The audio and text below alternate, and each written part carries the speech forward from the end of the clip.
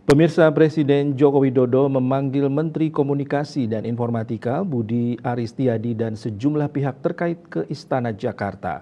Tujuannya adalah membahas kejadian peretasan Pusat Data Nasional Sementara atau PDNS yang berlangsung sejak 20 Juni.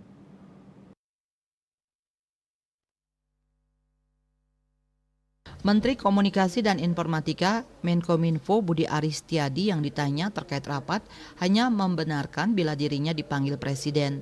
Selain Menkominfo, Presiden Jokowi juga memanggil Menteri Keuangan Sri Mulyani Indrawati, Menteri Hukum dan Hak Asasi Manusia Yasona Halauli, serta Menteri Pendayagunaan Aparatur Negara dan Reformasi Birokrasi Abdullah Aswar Anas. Selain itu hadir juga dalam rapat internal itu Kepala Badan Cyber dan Sandi Negara BSSN Letjen TNI Purnawirawan Hinsa Siburian dan Kepala Badan Pengawas Keuangan dan Pembangunan BPKP Muhammad Yusuf Ateh.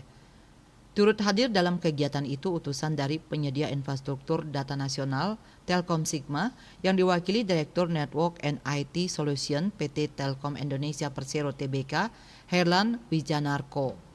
Namun hingga agenda rapat internal itu selesai sekitar pukul 14.30 WIB, Menkominfo tidak memberikan keterangan apapun seputar hasil rapat tersebut kepada wartawan. PDSN mengalami gangguan yang disebabkan serangan cyber berjenis ransomware hingga berdampak pada beberapa layanan publik termasuk layanan imigrasi. BSSN mengidentifikasi serangan tersebut dilakukan dengan ransomware yang diberi nama Brand Cheaper Ransomware sebagai pengembangan terbaru dari ransomware Lockbit 3.0.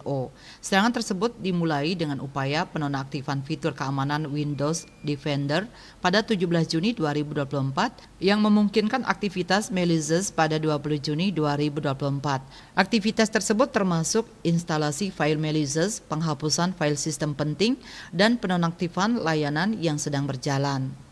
Bali Post melaporkan.